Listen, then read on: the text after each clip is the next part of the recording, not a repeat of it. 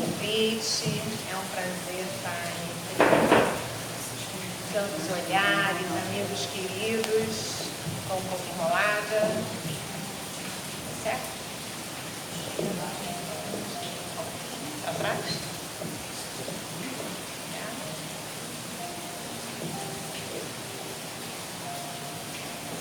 Não vou muito bem, senão lá vamos, né? Então, voltando ao meu agradecimento pelo convite, pela oportunidade de estar com vocês, dividindo um pouco, né, do que a gente estuda especialmente para apresentar, para elaborar, né, porque é fato que sempre a gente apresenta o estudo que mais faz sentido para quem está apresentando, não é isso? Então, vamos lá, gente. Eu estou trazendo para vocês, na verdade, o que eu ando estudando, o que eu ando observando, o que vem chamando a minha atenção na rede, né? Entre o farto material que hoje a gente tem oferecido pela internet em todos os segmentos religiosos e aqui especialmente no espiritismo, tá? Então eu selecionei alguns expositores, alguns que fazem lives, alguns que apresentam programas sistematicamente aí nos seus canais do YouTube, e aí é por eles que a gente vai passear. Aí pode ir. Então a gente sabe que o objetivo da doutrina, né, da doutrina como um todo, além de esclarecer, além de consolar, ela tem como objetivo específico trazer o nosso melhoramento e o nosso aprimoramento moral e intelectual. E aí, nesse aprimoramento, aqueles que vão crescendo, aqueles que vão se aprimorando, vão se fazendo depositários de um conhecimento em que tem o dever de dividir com quem não tem. Quem fala muito bem sobre isso, numa página maravilhosa do livro Levantar e Seguir, é Emmanuel. No livro Levantar e Seguir, como eu disse, tá? Que o que fala lá em cima é justamente isso, tá? Aquele que tem a felicidade de compreender o ensinamento do Cristo recebe um sagrado depósito em valores imortais. E aí, quando você tem um depósito, se a Fernanda me dá alguma coisa, eu sou devedora daquela coisa em relação a Fernanda, não é isso? Contador entende a beça disso na conta banco, né? O banco, na verdade, quando a gente bota o nosso dinheirinho lá, ele nos deve aquele depósito que está lá. E nós, quando temos algum conhecimento, alguma bagagem, algum esclarecimento, nós também somos devedores no dever de repartir isso, não é? Quem fala também muito bem sobre essa página especial aí do Levantar e Seguir é Haroldo Dutra Dias, numa palestra que ele fez há alguns anos atrás, há muitos anos atrás, chamada Comunicação Social, e que ele diz assim: bom, eu sou devedor quando eu tenho a obrigação de dividir o meu conhecimento com você, mas nessa sistemática eu sou credor de Bezerra de Menezes, de Joana de Ângeles, todos aqueles que conhecem mais do que eu nessa cadeia, eu também sou credora desse conhecimento que vem do alto e tenho o dever de repassar. E se a gente for tentar resumir isso tudo, a gente pode ir lá no ensinamento cristão que não põe a tua candeia debaixo do alqueire, não é isso? A sua luz, o que você conhece, você tem que colocar em cima da mesa em favor de iluminar, né? E aí, nesse segmento, buscando mais conhecimento e buscando fontes e tentando traduzir aqueles que têm o engajamento da doutrina em favor de também distribuir o que conhece, né? Nós chegamos atualmente no que a gente vai dividir aqui sobre a rede. Mas antes disso, a gente teve aí na divulgação da doutrina, em favor dessa divisão de conhecimento, sempre alguns momentos especiais, né? Desde Kardec com a Revista Espírita, né, que já era um segmento especial, as próprias palestras que estão lá no quadrinho, o livro espírita, a distribuição pelo rádio e pela TV, tudo isso vem em favor do nosso conhecimento e da divulgação da doutrina espírita em especial. E nós também já tivemos algumas estrelas na rede, né, na internet, antes mesmo da pandemia. Está cortando o principal, que é o Divaldo, que está ali no cantinho antes do Raul, né? Que já eram estrelas expoentes antes mesmo da internet bombar, como diz a moçada, né? Antes de nós sermos absolutamente invadidos por lives, estudos e apresentações. E eles todos já coloriram os nossos dias com os seus conhecimentos de uma maneira especial, não é? Eu tenho certeza que a maioria aqui, antes mesmo da internet, a gente dividia CDzinho pirata um com os outros, né? Em favor da gente absorver todo aquele conhecimento. Vamos lá, Edson. Então, aí eu peguei aqui um recorte do Jorge Elahá, tá? E Jorge Elahá, eu vou falar um pouquinho de cada um, para quem não conhece, tá? Jorge Elahá, palestrante espírita que agora no momento tem grande exposição, não é isso? Ele é do Amapá, mas cresceu na doutrina no Pará, foi morar em Rondônia, atualmente mora em Curitiba e hoje em dia está aí pelo Brasil inteiro dividindo o seu conhecimento. Ele é judeu de nascimento, ele nasceu de mãe judia e ele tem um histórico especial. A mãe dele era judia, o pai dele era maçom. E maçom, vocês sabem que maçom tem uma gana de conhecimento enorme, né? Lê a doutrina indiana, egípcia, grega e vai se apropriando de conhecimentos. E ele conheceu tudo isso antes de conhecer o espiritismo, antes mesmo de conhecer o cristianismo. Então, ele foi se apropriando de tudo isso até que ancorou na doutrina espírita.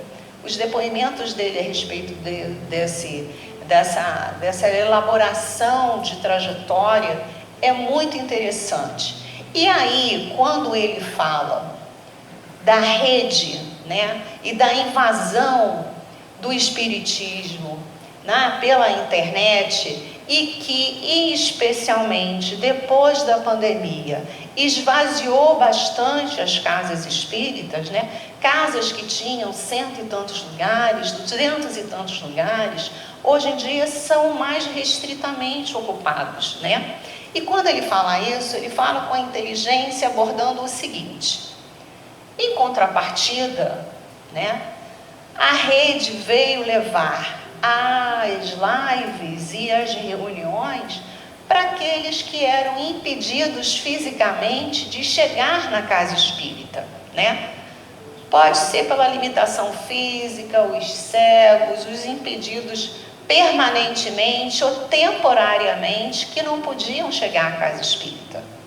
E aí também os impedidos pela família. Um monte de gente que o marido não gosta, o pai não deixa, a mãe não vê com os bons olhos, né? Às vezes foi criado numa outra religião e aí se interessa, mas fica encabulado de conhecer. E aí o movimento abundante pela internet vai acessar essas pessoas, né? tem os medrosos, né? A turma que tem medo de chegar aqui, que acha que quando abrir o livro dos espíritos, vai pular um espírito, né? Vai receber um santo, vai não sei o quê. Então, tem a turma que tem medo, né? Que não gosta de falar, não gosta de falar em morto, não gosta de falar em espírito. E aí esses vão se familiarizando devagarinho, né? Não é bem assim. E aí vão se apropriando do conceito da doutrina, né?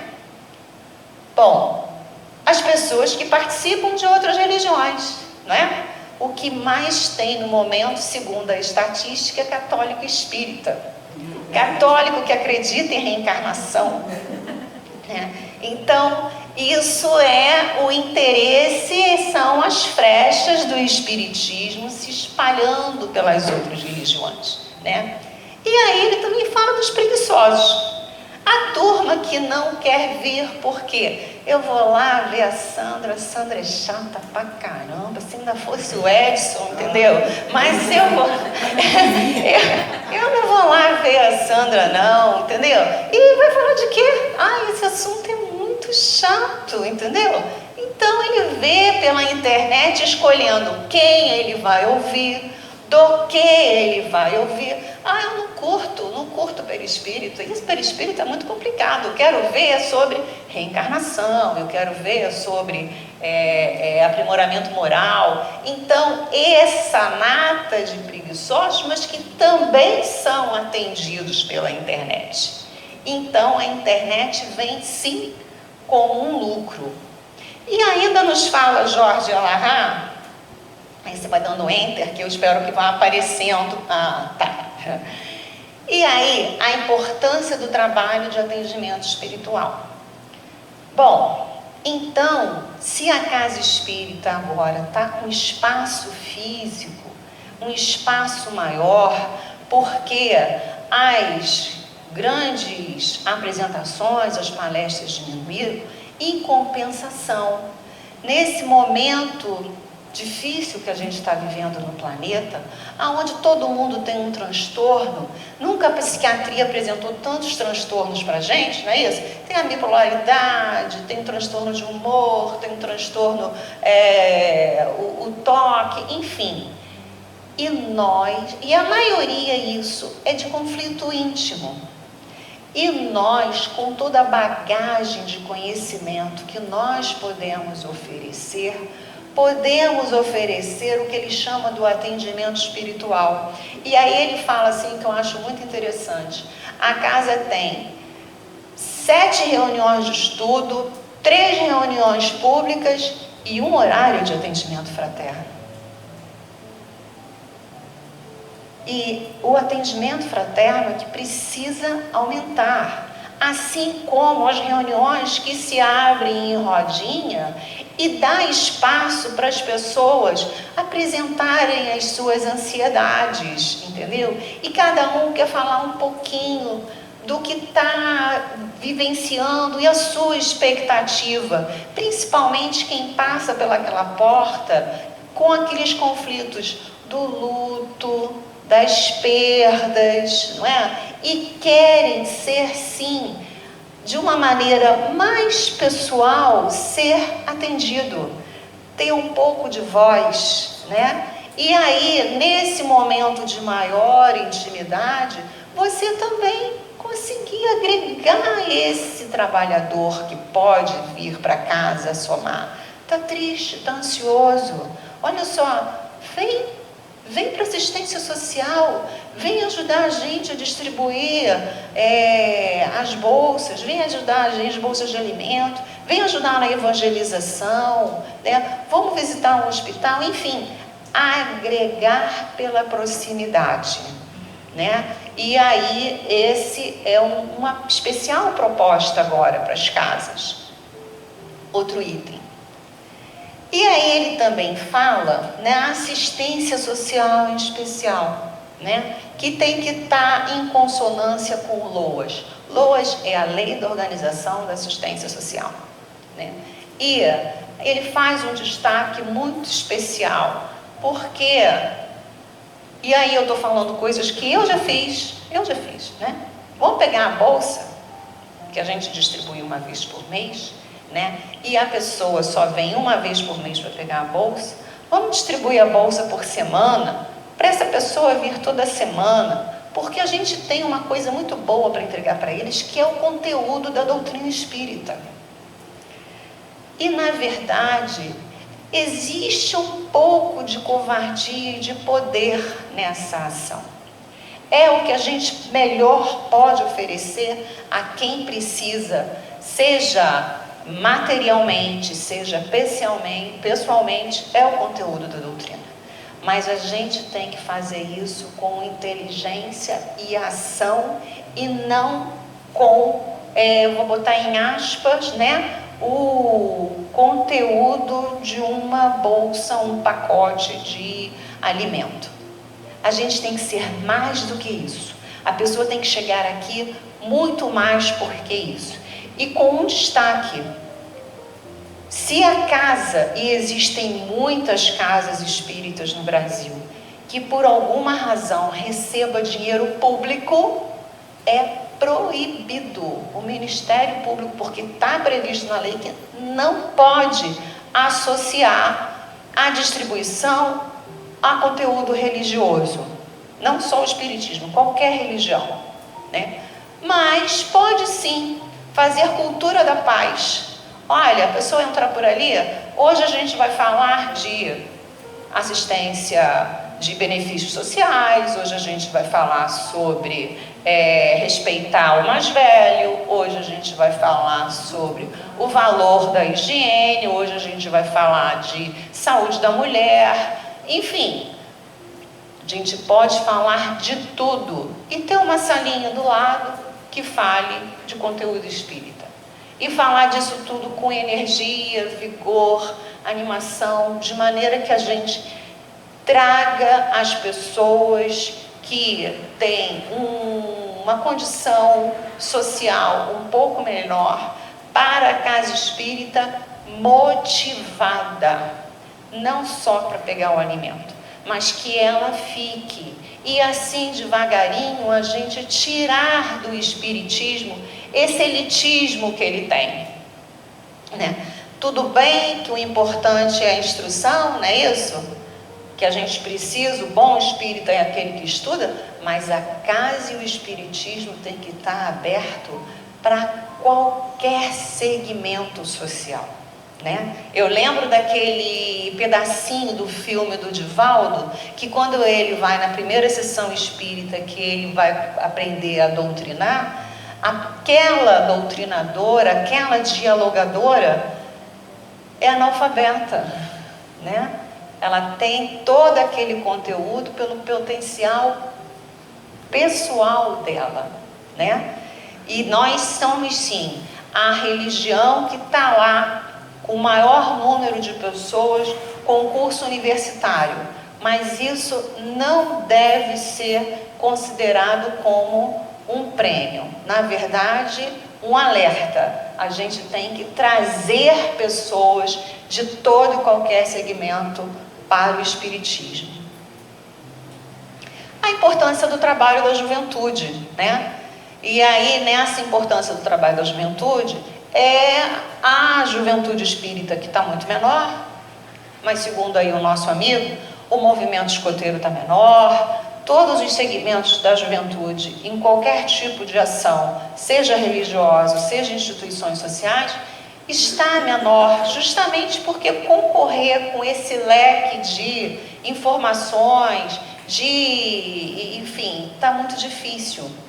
Mas nós temos conteúdo suficiente para seduzi-los, tanto quanto nós temos espaço para eles. Por que que o jovem não pode fazer palestra? Por que que não tem uma palestra aqui para aquele que está lá na juventude espírita? Por que que ele não tem um espaço de fala, né? Por que que não está na mesa mediúnica, né?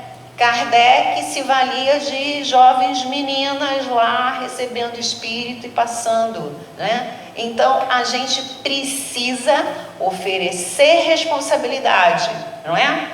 E aí, quando ele fala isso, ele é muito engraçado. Olha, se o jovem entrar na casa espírita e só ficar cantando a música da Dona Aranha, escutando violão e ajudando na evangelização de uma maneira superficial, ele vai buscar outros interesses. Então, a casa tem que saber oferecer trabalho e responsabilidade. E assim, o jovem vai se sentir valorizado. E aí também uma outra fala dele bem legal é o espiritismo como a elucidação das antigas doutrinas secretas, né? Aí tem que ser um pouquinho viciado em Jorge Elarrat, né? E aí eu confesso que eu ando um pouco viciada no Jorge Elarrat, porque ele fala umas coisas bem especiais. E aí, se valendo daquele conhecimento dele maçônico todo e tal, das culturas antigas, né? O Bhagavad Gita e um monte de coisas. Bhagavad Gita, por exemplo, que é um livro sagrado lá do movimento Krishna, lá da Índia, que tem 5.200 anos, mas que ele fala que você vai se desenvolver e vai ter quantas vidas sejam necessárias para o seu crescimento. Isso é ou não é espiritismo? Não é? Fala também Narayama, o conceito de governador planetário. Quem é que fala de governador planetário, gente? Né? Nós aqui entendemos que a Terra tem um governador planetário. E aí ele diz, a gente está falando isso apenas para ilustrar, para nós espíritas não adianta, então vou mergulhar nesse conhecimento. Vai mergulhar para buscar mais do mesmo, porque isso já está tudo traduzido de uma maneira mais contemporânea no espiritismo. Aquilo tudo que está lá, secreto, que ninguém podia saber, que só os iniciados podiam entrar naquelas iniciações cheias de cerimoniais. Agora está tudo traduzido para a gente, né? Em aproximadamente 1.400 perguntas no livro dos Espíritos.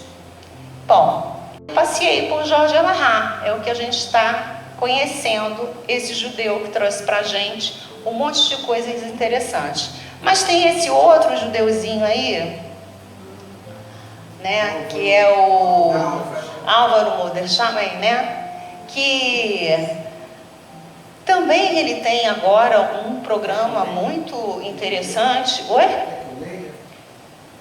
Pode ler. Dá uma dinâmica pra gente. Álvaro Mordechai. Estudei numa yeshiva, num colégio onde se formam rabinos. Entendo que eu estava sendo conduzido por caminhos que iriam me auxiliar no futuro para o entendimento, para o esclarecimento da doutrina espírita. Porque, em suma, a moral e a essência do Antigo Testamento, ela é a mesma, tanto do cristianismo na mais pura essência, quanto do espiritismo. Exatamente. E aí é mais uma vez alguém de uma doutrina, de uma religião totalmente diferente, sendo arrebatado pelo espiritismo, né? E a história dele também é muito interessante, porque ele é um médium ostensivo. E aí ele passeou, ele beirou a loucura, né? Ele estudou nesse colégio que ele faz referência e ele era judeu, aquele judeu ortodoxo, aquele que usa o chapéuzinho, aquele cachinho assim, né? E aí ele via espírito, conversava com o espírito e foi sendo tratado psiquiatricamente até que alguém convenceu ele a ir a uma casa espírita. E ele se deixou totalmente conduzir por aquela linguagem que trazia para ele, né, a sua cura, né? Diz que a mãe dele fala, o pai fala, mas não é possível, ele vai abandonar assim a nossa religião, a nossa fé. E a mãe fala para ele assim, você prefere que ele fique louco? Né? Então ele vai e se torna uma voz muito importante. Ele tem um programa que já tem no canal dele aproximadamente 6 temporadas em que traz as histórias do Velho Testamento de uma maneira bem especial, bem cruzando informações com o Espiritismo. Ele faz isso com o professor Celestino, com o próprio Jorge Elahá. E aí, no próximo slide, eu coloquei uma colagem, olha só, de Moisés a Kardec, que é o número do estudo que ele fala. Para cá, eu que estou fugindo da gravação? Tá bom. E fala sobre Sodoma e Gomorra, Caim e Abel, todas aquelas histórias que, na verdade, são metáforas que a gente precisa, sim, de um especial tradutor em favor da nossa melhor compreensão, tá? Mas de outra religião, cadê meu tempo? Ainda tenho tempo. E de outra religião, mas também mostrando que o Espiritismo tem esse condão arrebatador. Vocês conhecem Mayra Rocha?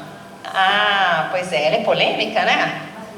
Muito polêmica, né? Mas de qualquer maneira, é uma voz muito grande nas famosas cartas consoladoras. E as cartas consoladoras têm sim uma referência, né? Porque todo mundo que perde alguém tem uma ansiedade muito grande de ter notícias, né? E ela trabalha lá com Daniel Inácio Daniel, como é que tá aí? Inácio Daniel, né? Que é o mentor dela. E lá em Brasília ela tem um trabalho bem bacana. Ela também foi uma médium ostensiva e até os 20 anos passeou pelas religiões evangélicas, foi para o catolicismo, o católico, agora não vou lembrar, aquela que recebe línguas, movimento carismático do catolicismo, até que conheceu o marido, e o marido era espírita, né? E aí ela se reconheceu também como o Mordecai, no lugar onde toda aquela loucura era tratada com normalidade, né? E você é um canal de comunicação, você vê sim espíritos, você tem sim o condão de se comunicar. Ela faz um trabalho bem bacana, assistencial, é polêmica sim, mas divulga a doutrina de uma maneira bem incisiva, né? Ela se diz, olha, se for falar em religião, eu sou universalista, justamente por conta desse passado aí que ela tem. Mas em termos de conteúdo, o meu conteúdo é da doutrina espírita.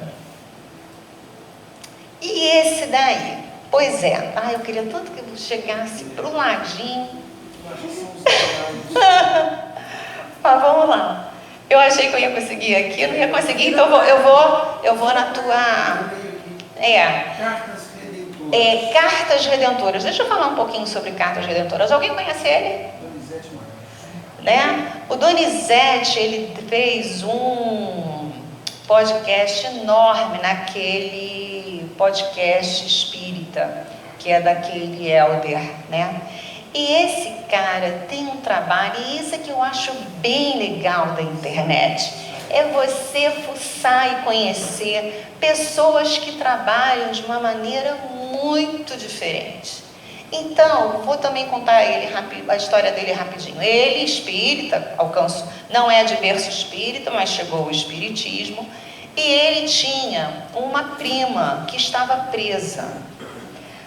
E aí a família fazia aquele rigor todo de não apresentar a história dela, até que ele consegue, com uma tia, um pouco da história dela e o local aonde ela está presa.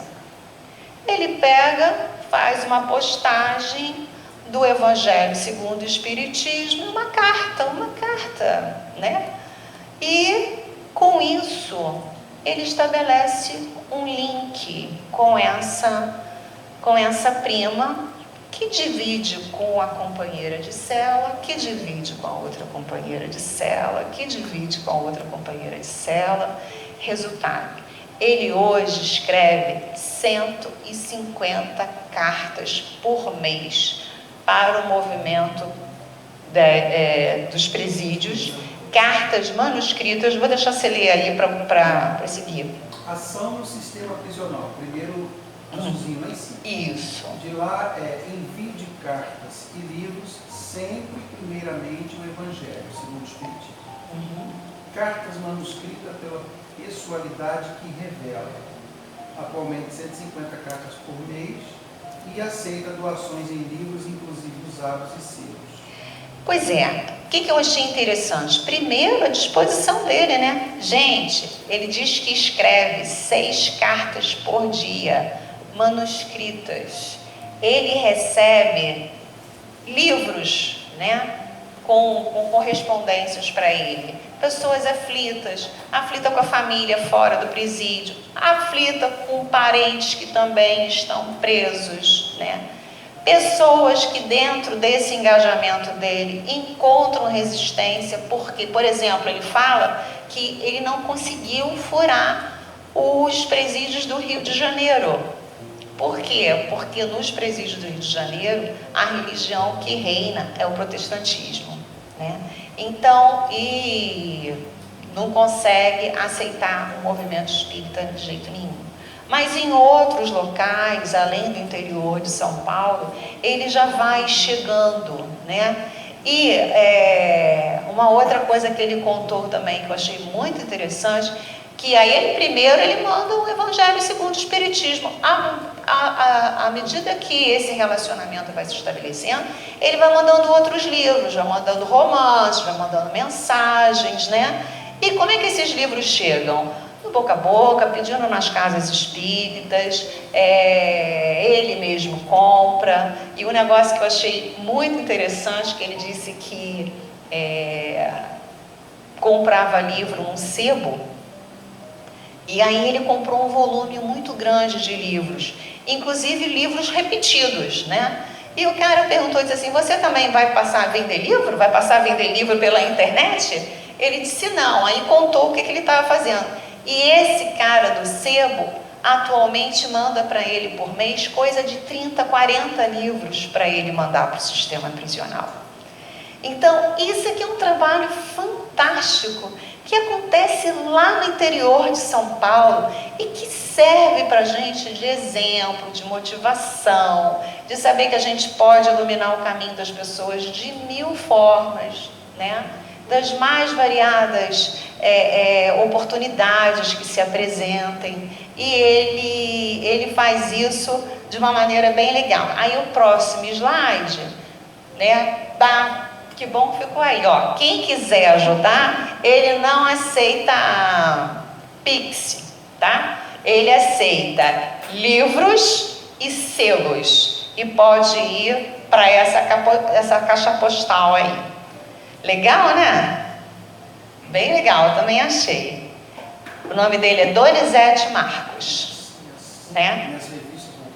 E ele já está há 20 anos nessa história. Oi? Destino para minhas revistas. Pois é, olha só que legal, tá vendo? E aí vamos falar um pouco desse moço aí, tá? Esse é Adeilson Salles. Quem conhece Adeilson Salles? Ninguém conhece Adeilson Salles. Então vou apresentar para vocês o Adeilson Salles. O Adeilson também é do movimento espírita de Santos, né? Também tem uma história fantástica, muita história, né? Eu vou tentar contar um pouquinho para vocês da história dele. Ele é um homem que cresceu inquieto, mas com um talento para as palavras, um poeta nato, né?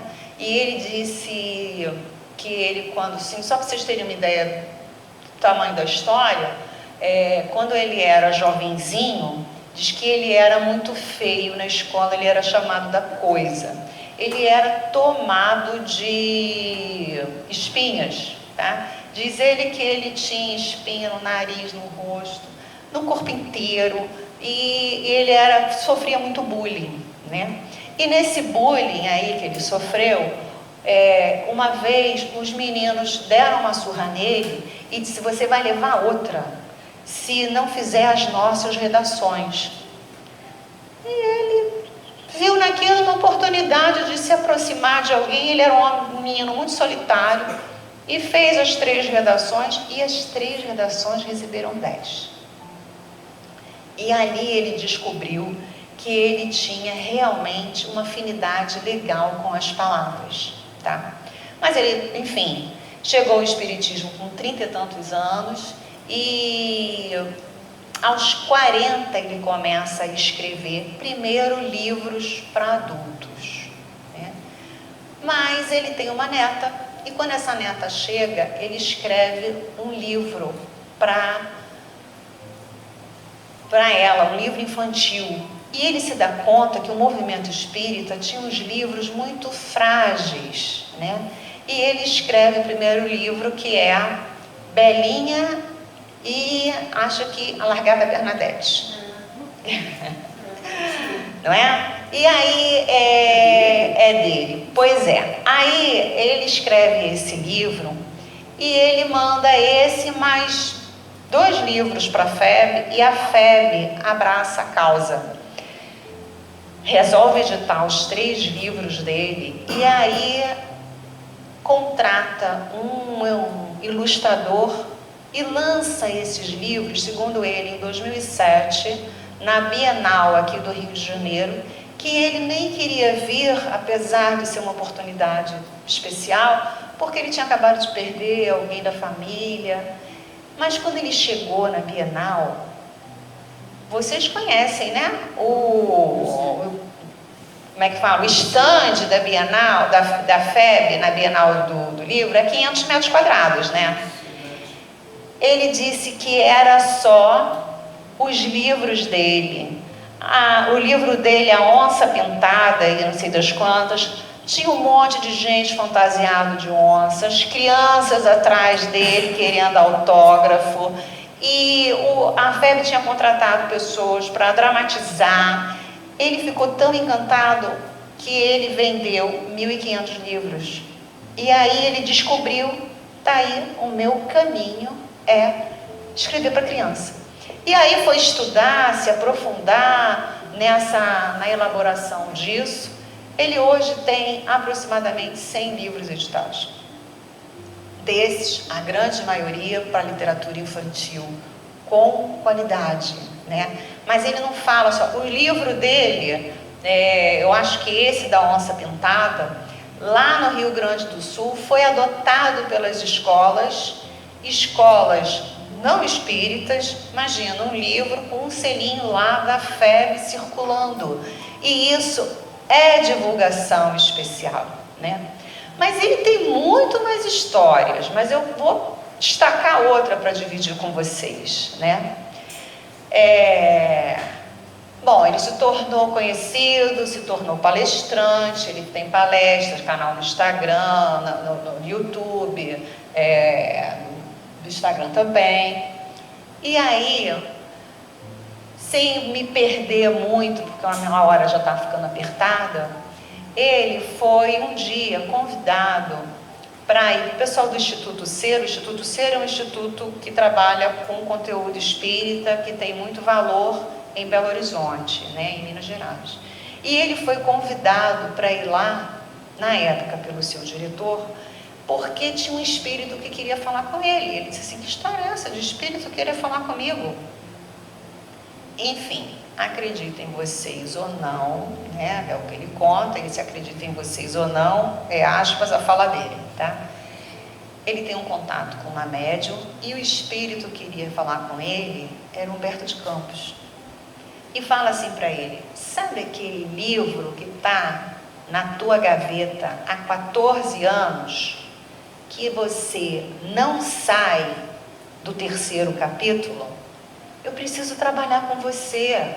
Porque como ele tem uma inspiração pessoal e escrevia livros sem ser psicografia, ele escrevia livros por ele mesmo, quando ele recebia uma inspiração, ele falava: essa coisa da minha cabeça, não. E abandonava, né? Por isso ele foi arrebatado dessa forma. Esse livro, inspirado por Humberto de Campos, é esse que ele está segurando ali. O Gladiador e a Última Carta para o Apóstolo Paulo, que é uma história que o apóstolo Paulo escreve uma carta, a última carta dele, dirigida a seu filho querido adotivo, que era Timóteo, e essa carta fica na roupa de Paulo, né? E quando Paulo é recolhido pelos cristãos que na época da Roma Antiga recolhem o corpo dele para o sepultamento, encontram a carta. E essa carta vai parar na mão desse gladiador. Gladiador, gente, aquele que empurrava o pessoal pro leão e tal, blá blá blá, que fica convertido ao cristianismo. Dei spoiler, né? Mas o livro é legal. O livro é legal, com os detalhes bem legais. E além dessa influenciação, desse contato imediato de terceiro grau que ele teve com Humberto de Campos, ele teve um outro com o Luiz Sérgio. Quem conhece o Luiz Sérgio? Né? Luiz Sérgio, aquele que no início dos anos 70 começa a escrever romances, todo mundo habituado nos romances tradicionais do espiritismo, e ele escreve falando gírias de uma maneira totalmente descontraída, e ele fica bolado com isso. Ele acha que ele tem os primeiros contatos com o Luiz Sérgio, ele diz, não é ele, né? Mas aí ele é chamado para fazer uma palestra no Rio, para uma casa espírita, que tem um nome diferente, tipo assim, a Caixa da Música, né? E ele disse que, tá bom, mas ele aceitou. Quando ele chegou lá, a casa espírita é em homenagem a Luiz Sérgio. Ele fica impactado com aquilo. E aí a Heloísa de lá diz assim para ele, você não quer ficar recolhido um tempinho, tal, se concentrar antes de você falar? A gente tem uma salinha ali para você. E ele vai. E quando ele está lá, ele é médium ostensivo também. Ele trabalhou com Richard Simonetti. Né? E aí ele tem a visita de Luiz Sérgio, que diz assim, cara, eu preciso trabalhar com você. A gente precisa escrever juntos. E aí ele passa também a escrever, faz 3 trabalhos com Luiz Sérgio. Um a respeito, todos 3 destinados ao público jovem, um falando de game over, pode avançar. Esse daí eu já falei, né? E o Segredão Acimentado, o Apóstolo Paulo e os livros de Luiz Sérgio, que são Ainda Existe Esperança, né? Game Over, que é sobre os bastidores da espiritualidade que abordam jovens viciados em jogos eletrônicos. E é interessantíssimo, né? E tem esse outro aqui também. Esse aqui eu comprei para ler porque ele é inspirado pelos espíritos Luiz Sérgio e Ivone do Amaral Pereira. Fala sobre a tendência de jovens, aqueles jovens que a gente conhece que estão no escuro do quarto, trancados, se automutilando com ideação suicida, né? É muito bacaninha esse livro aqui, dá uma inspiração bem legal. E aí, para a gente terminar, os meus últimos 5 minutinhos. Pois é, eu hoje vim com a minha mãe lá do Rio, mais uma vez, escutando Ana Teresa Camasmi, né? Que ela é muito, muito doce. A fotinho dela não está aí, mas ela atualmente é trabalhadora do espiritismo do estado do Rio de Janeiro e fala de uma maneira muito especial sobre dor, né?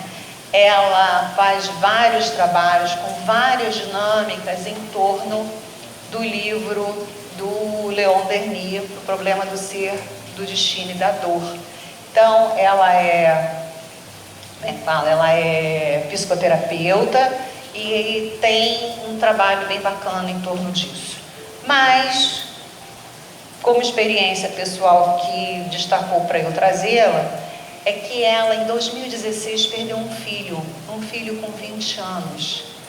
Né? Ela é espírita de berço, né? Mas, gente, perder um filho é perder um filho, né?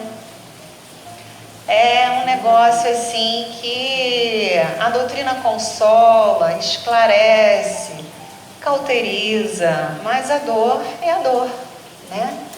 E aqui aquele primeiro livrinho lá, Palavras para a Alma, ela quando estava muito desesperada, totalmente assim, absorvida pelo luto, ela pedia a Deus que de alguma forma ela fosse resgatada daquele lugar, e ela recebeu um convite para participar de um congresso espírita. E aí nesse congresso espírita ela recebeu um convite para fazer um programa de rádio, né, pela Rádio Fraternidade, programinha de 10 minutos, né? E aí naquele programinha, o que ela fazia? Segundo ela, se naquele dia o coração dela estava tomado pela culpa, ela falava de culpa. Se no seguinte ela falava de saudade, ela falava de saudade. Se estivesse falando de, enfim, arrependimento, porque quando a gente perde alguém, a gente fica naquela coisa do que eu não fiz, do que eu deveria ter feito, né? E aí ela tomada também por isso. Então, cada dia ela falava de uma coisinha, e esse livro, e esse conjunto se tornou aquele primeiro livro lá, Palavras para a Alma, né?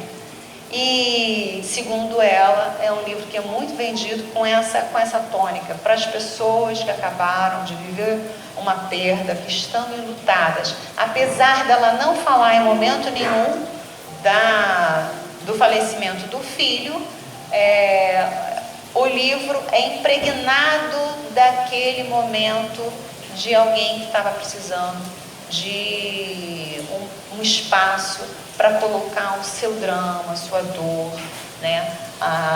O quanto ela estava precisando realmente do conforto, e o que o conforto vinha dessa forma, de dividir as suas angústias.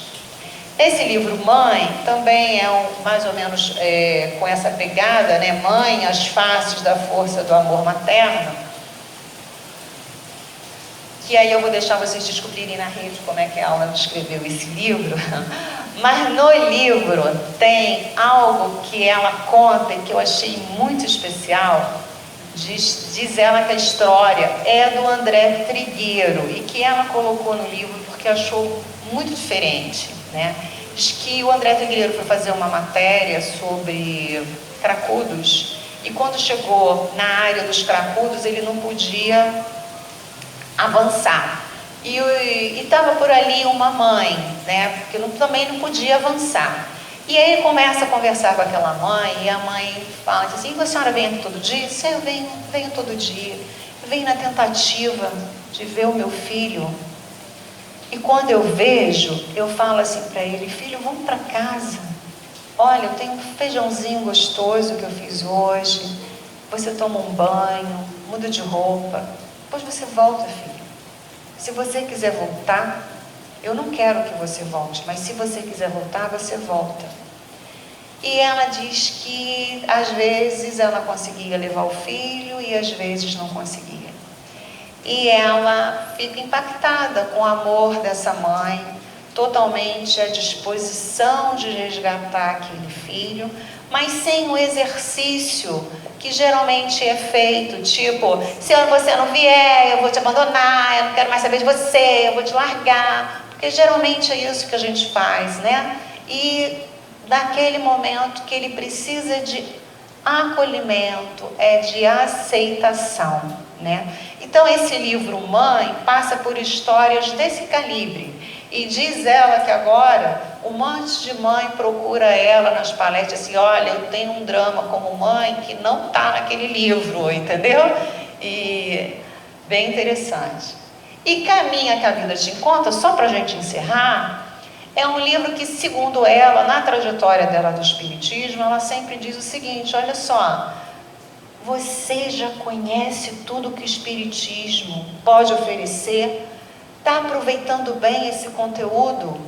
Desperta, faz-se valer dele. Está caindo nos mesmos erros porque não está se modificando porque... E ela sempre dá esse toque, essa chamada, né? Desperta, se aproveita essa encarnação que está aqui para você melhorar. E aí, está aqui para a gente melhorar, né? Essa coletânea de inspirações para a gente se fazer mais motivada a interagir com as pessoas, fazendo elas talvez despertarem um pouco, ou talvez consolando um pouco, mas sempre nessa coisa de atender e de servir, né? Lembrando que fora da caridade não há salvação, não é isso? Mas que não é fora do espiritismo que não é salvação, né? Essa história de fora da igreja não há salvação é papo de outra religião.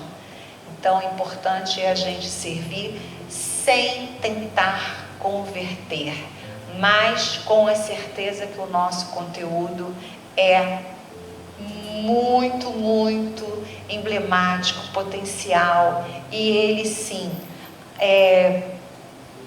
arrebata corações, traz esclarecimentos e que a gente fique motivado a produzir sempre esses esclarecimentos e esses consolos, tá bom? Mais uma vez, muito obrigada pelo convite, né? Desculpa o slide, da próxima vez a gente chega mais cedo e testa melhor. O tamanho do slide que ficou. Pois é, fiquei devendo. Eu deixei uma paginazinha aí, o Edson, avança. Mais um pouquinho, a última página dele mesmo. Não, tem mais uma. Mais um? Tem. Que eu coloquei os endereços. Não? Aquela lá, ó. Que eu coloquei os endereços com todas as... Eu posso depois mandar para onde vocês... Está aqui também. Exato, pois é. O endereço da maioria das palestras e das bagagens que me ajudaram a fazer esse conteúdo. Tá bom? Quem quiser vai estar aqui.